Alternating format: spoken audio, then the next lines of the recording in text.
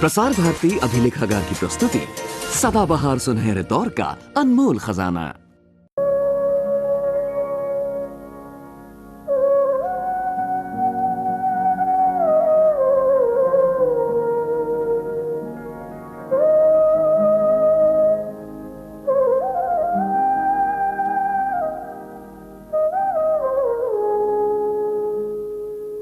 मनुष्य स्वभाव से ही कुदरत के खिलाफ रहा है, कभी विवशतावश, कभी शौक के लिए। प्रकृति का दिया सब कुछ सहज भाव से आंख मूंदकर केवल आदमी ही स्वीकार नहीं करता है।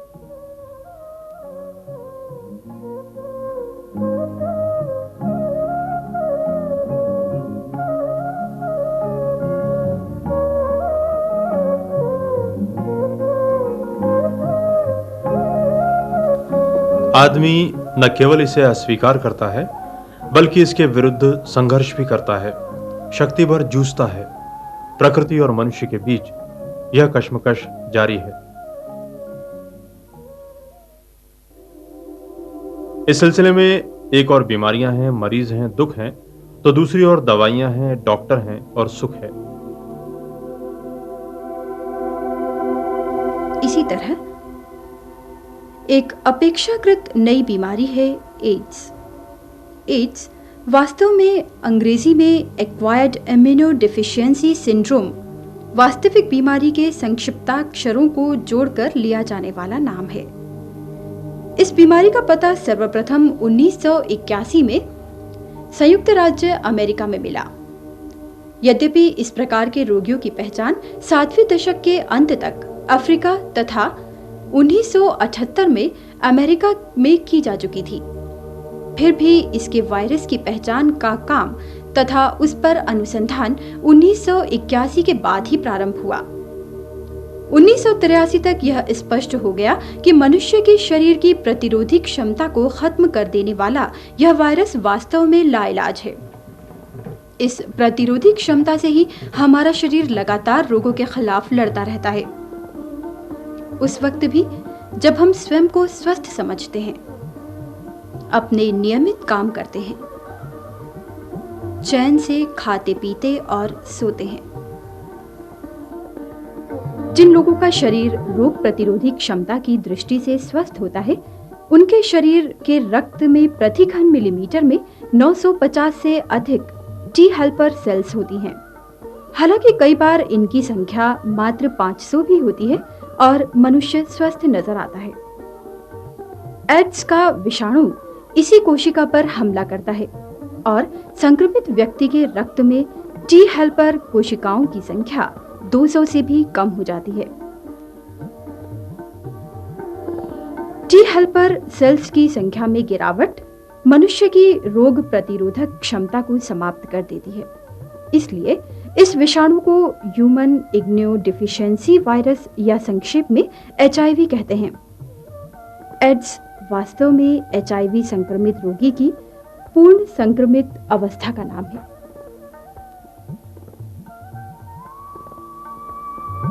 इस HIV का नामकरण कई चरणों में हुआ है। सबसे पहले फ्रेंच वैज्ञानिकों ने इसका नाम LAV लेव रखा था। लेव यानी लिम्फाडेनोपैथी एसोसिएटेड वायरस। बाद में अमेरिकी वैज्ञानिकों ने इसे टी सेल्स पर हमला करने वाला विषाणु मानकर इसका नाम दिया human T cell lymphotropic virus 3 यानी HTLV3।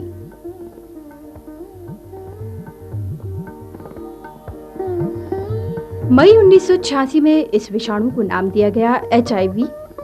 1 मिलीमीटर के 10वें हजार हिस्से के व्यास वाला यह विषाणु मानव कोशिकाओं के सहारे चिरस्थायी बना रहता है, यानी एक बार संक्रमित हो जाने के बाद जीवन भर इससे मुक्ति संभव नहीं। फिलहाल अभी तक तो कोई ऐसी दवा नहीं बनी जो एड्स से छुटकारा दिला सके। एक शरीर से दूसरे शरीर में जाने की यात्रा यह विषाणु कई तरीकों से पूरी करता है, पर सबसे महत्वपूर्ण बात यह है कि यह बहुत आम और सामान्य सामाजिक औपचारिकताओं के चलते नहीं होता, जैसे हाथ मिलाना, छींकना, सांस लेना, मच्छरों मक्खियों द्वारा। लेकिन इससे महत्वपूर्ण यह है कि यह सामान्य यौन संबंधों से बहुत तेजी से फैलता है। विकृत यौन संबंधों में तो इसका प्रतिशत और भी अधिक बढ़ जाता है।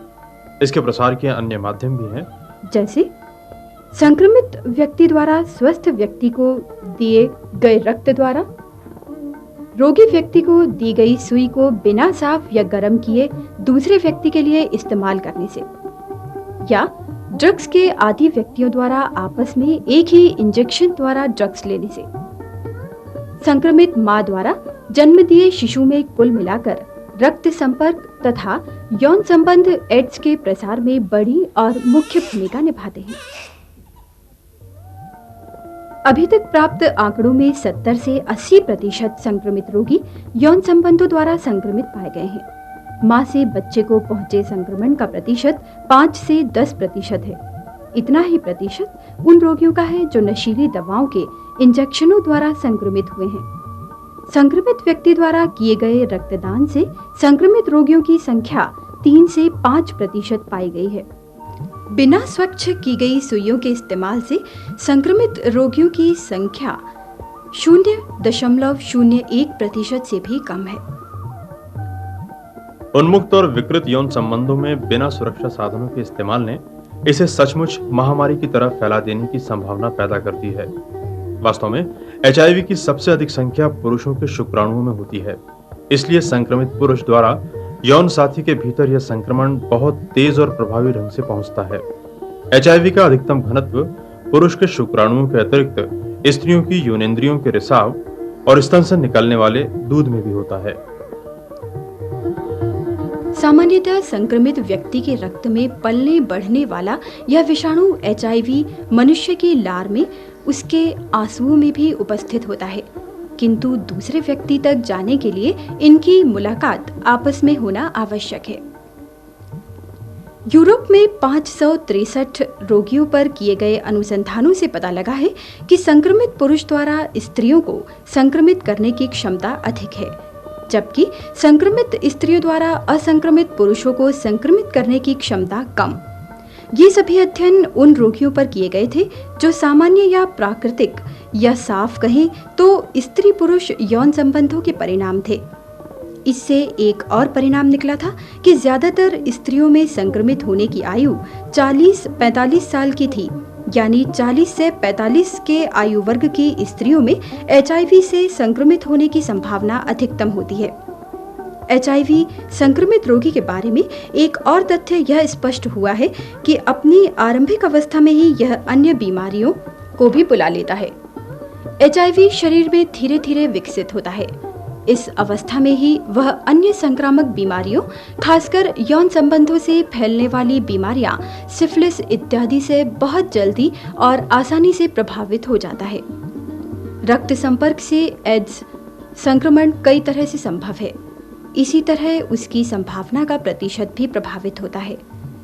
संक्रमित व्यक्ति का रक्त यदि सीधे असंक्रमित की नाड़ियों में पहुंचाया जाएगा तो जाहिर है कि बचने की गुंजाइश नहीं होगी, क्योंकि संक्रमित व्यक्ति अपने खून के साथ एचआईवी को सीधे सीधे दूसरे आदमी तक पहुंचा रहा है।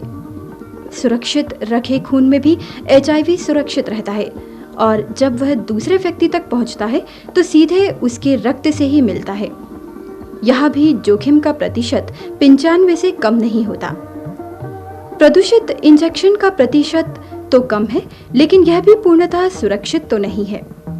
लेकिन नशे के लिए ड्रग्स का इंजेक्शन लेने वाले एक ही इंजेक्शन से कई लोग बार बार जब यही प्रक्रिया दोहराते हैं तो खतरा बढ़ता है। ऐसे खतरे उन लोगों में बढ़ जाते हैं जो एक ही सुई को कई जगहों पर इस्तेमाल में लाते हैं, जैसे कान छेदने वाले, एक्यूपंक्चर के काम आने वाली सुइयां या गोदना गोदने के काम आने वाली सुइयां। एड्स संक्रमित मां से उसके बच्चे तक एचआईवी कई तरह से पहुंचता है। इसके पहुंचने का एक मार्ग तो गर्भस्थ फ्रेंसेटा है, जिसमें शिशु का जीवन है।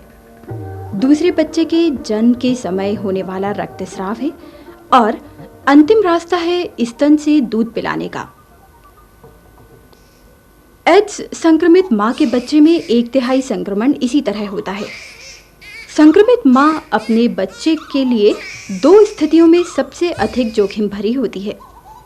एक तो तब जब वह जल्दी ही संक्रमित हुई हो, या फिर उसके भीतर एड्स विकसित हो चुका हो, क्योंकि इसी बीच HIV बहुत सक्रिय रहता है। अभी तक एक भी ऐसी घटना नहीं घटी है जिससे यह साबित होता हो कि एड्स मच्छरों, अन्य किसी कीड़े के काटने से, आकस्मिक सामाजिक मेल मुलाकातों से या भोज पार्टी से, खाने पीने से या एड्स के रोगियों के साथ इलाज के लिए साथ रहने से एड्स फैला हो। अतः थोड़ी सतर्कता और समझदारी के साथ सामान्य सामाजिक बर्ताव करते हुए भी एड्स पीड़ित के साथ रहा जा सकता है। HIV को स्वस्थ व्यक्ति के रक्त में प्रवेश करने से लेकर पूर्ण विकसित होकर एड्स बनने तक की अवधि अभी तक तय नहीं हो पाई है, क्योंकि HIV का प्राकृतिक इतिहास अभी अज्ञात है। यह कहाँ पैदा हुआ, कैसे बढ़ा और किस तरह मनुष्य का जानलेवा बनकर उसके शरीर में दाखिल हुआ। फिर भी ताजा आंकड़ों की छानबीन से यह नतीजा सामने आया है कि इसके शरीर में प्रवेश से पूर्ण विकसित होने तक कुछ महीनों से लेकर 6 साल तक का समय लगता है। यह शरीर में बिना विकसित हुए सालों रह सकता है। यहाँ तक कि HIV संक्रमित रोगी एड्स विकसित करके एड्स रोगी कब बनेंगे या नहीं बनेंगे, यह भी निश्चित नहीं है।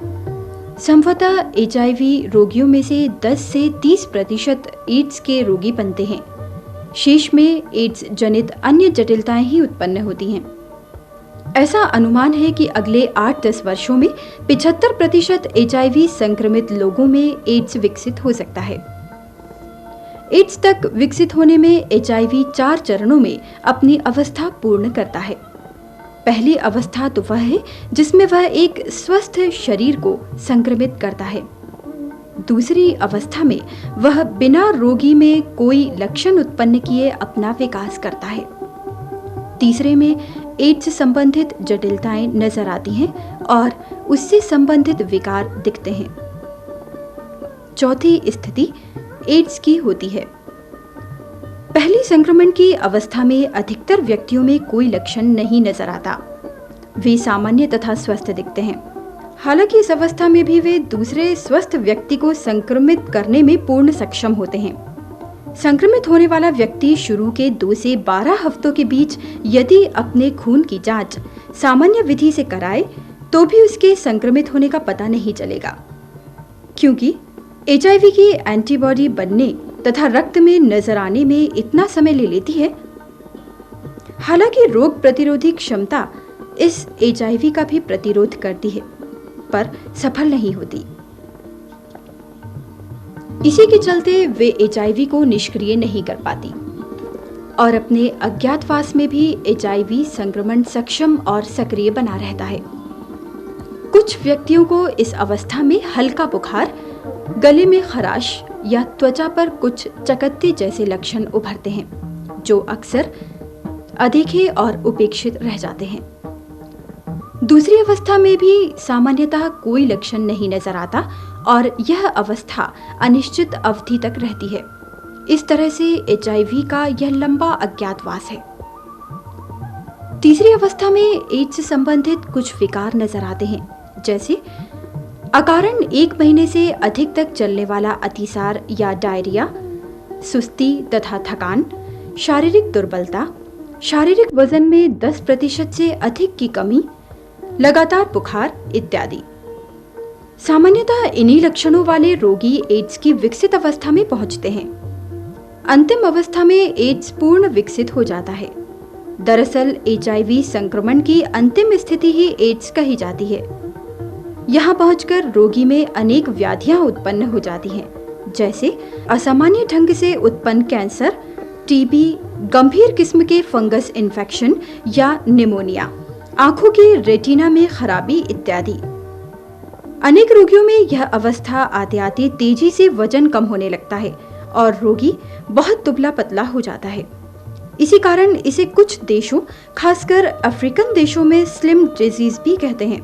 कुछ परिस्थितियों में HIV रक्त प्रवाह के साथ मस्तिष्क में भी पहुंच जाते हैं और अनेक तरह के मनोरोगों या मानसिक दुर्बलता के लक्षण के रूप में प्रकट होते हैं।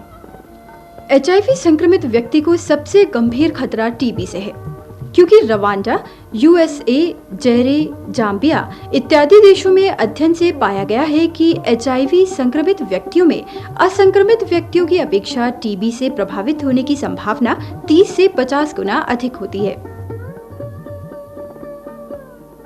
एड्स की पहचान के लिए कई विधियां हैं। अपनी सरलता जटिलता के चलते ही इनमें कुछ सरल, सस्ती और कम कष्टकर हैं और कुछ कठिन, महंगी और कष्टकर हैं। सामान्यतः एलिसा प्रचलित है। एलिसा यानी एंजाइम लिंक्ड इम्यूनोसार्बेट एस्से का संक्षिप्त रूप। यह विधि बहुत संवेदनशील और प्रचलित है। शुरुआती परीक्षण के लिए कुछ और परीक्षण विधियां हैं। इन परीक्षणों की पुष्टि के लिए वेस्टर्न ब्लॉट परीक्षण किया जाता है। निश्चय ही 1986 से पूर्व एड्स भारत में प्रवेश कर चुका था। संभवतः 1979-80 में यह भारत आया, जिसका हमें पता नहीं था। मई 1986 में Indian council of medical research ने देश के विभिन्न भागों में 30 HIV की निरीक्षण केंद्रों की स्थापना की। इसके साथ ही 4 रेफरेंस सेंटर भी स्थापित किए गए। CMC वेल्लूर के अलावा national institute of biology, Pune department of microbiology तथा department of medicine, Akhil Bharatiya Ayurvigyan संस्थान दिल्ली में एक सेंटर स्थापित किया गया। आज इनकी संख्या 9 है तथा निरीक्षण केंद्र बढ़कर 62 हो गए हैं। यह आकलन कठिन है कि भारत में HIV की संक्रमित लोगों की संख्या कितनी है।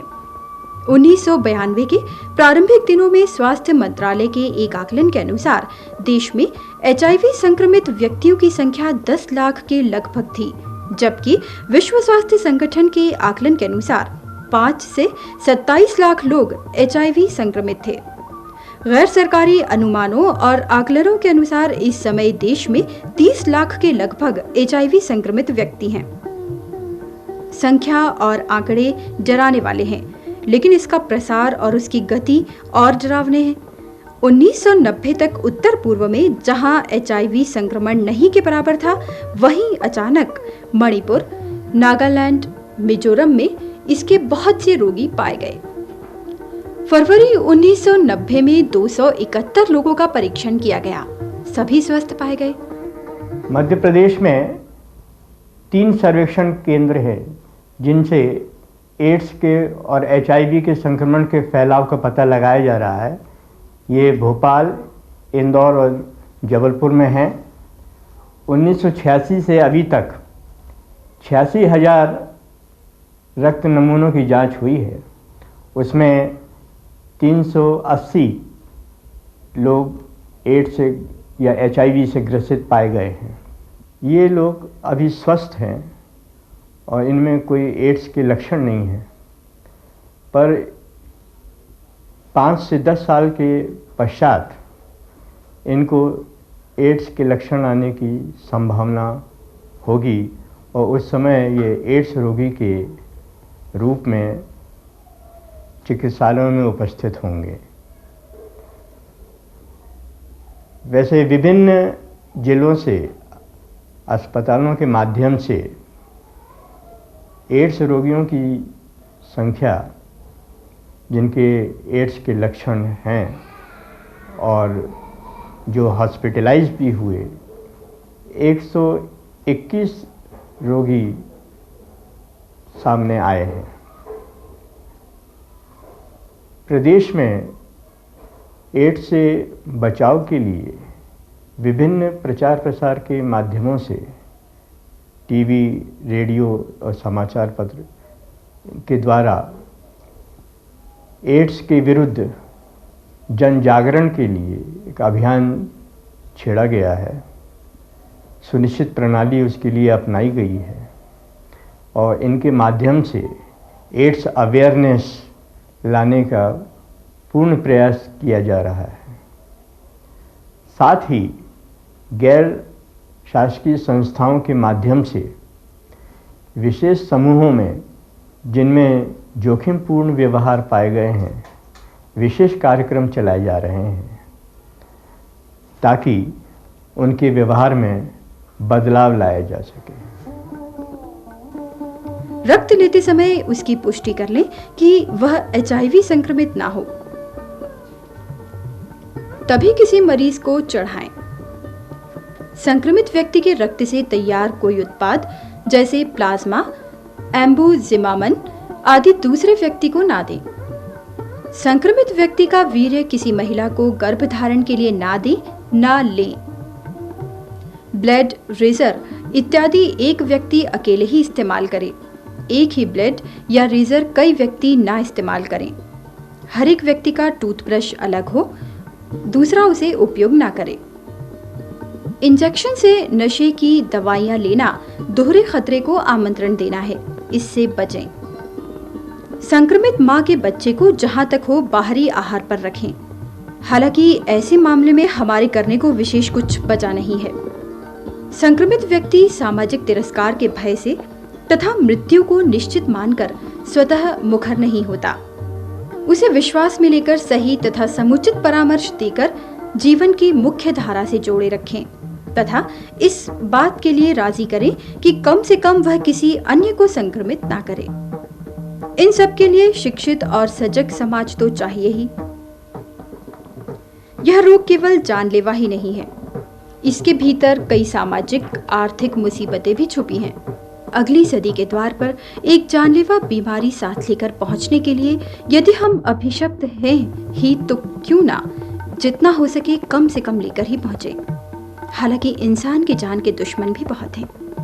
राष्ट्रीय एड्स नियंत्रण संगठन भारत सरकार द्वारा चलाए गए रक्त सुरक्षा कार्यक्रम के अंतर्गत जिला चिकित्सालय और मेडिकल कॉलेज चिकित्सालयों से संबद्ध रक्त कोषों में प्रत्येक रक्त यूनिट की HIV की जांच सुनिश्चित की जाती है ताकि मरीजों को दिया जाने वाला रक्त असंक्रमित हो।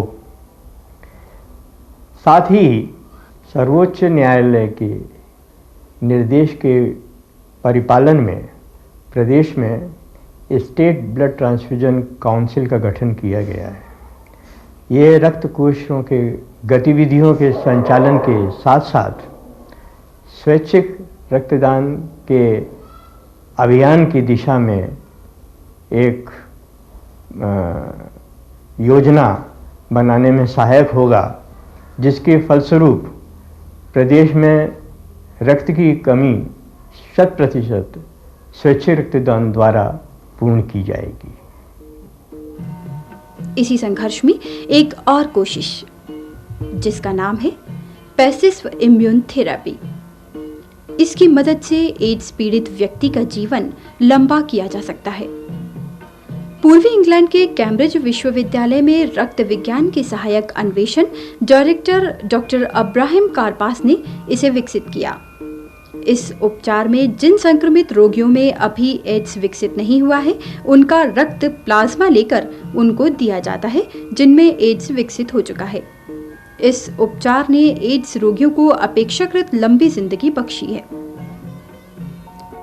विश्व में HIV संक्रमण का माध्यम एवं उनका प्रतिशत इस प्रकार है: यौन संबंधों के माध्यम से 70 से 80%, मां से शिशु में 5 से 10%, नशे के इंजेक्शनों के द्वारा 5 से 10%, रक्तदान द्वारा 3 से 5%, कीटाणु रहित किए बिना दी गई सुइयों के आकस्मिक प्रयोग से 0.01% से कम प्रतिशत।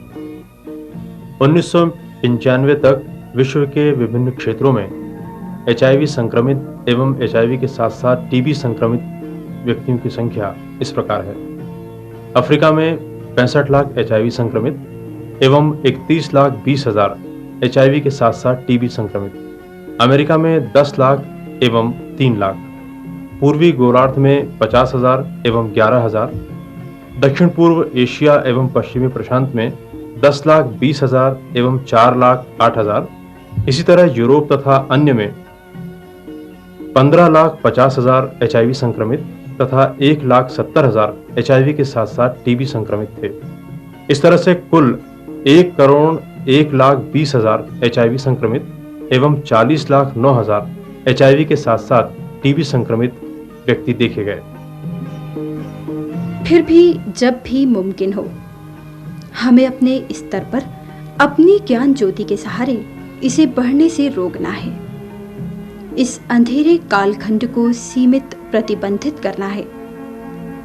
सर्वे भवन्तु सुखिनः, सर्वे सन्तु निरामयाः, सर्वे भद्राणि पश्यन्तु, मा कश्चित् दुःखभाग् भवेत्। तमसो मा ज्योतिर्गमय।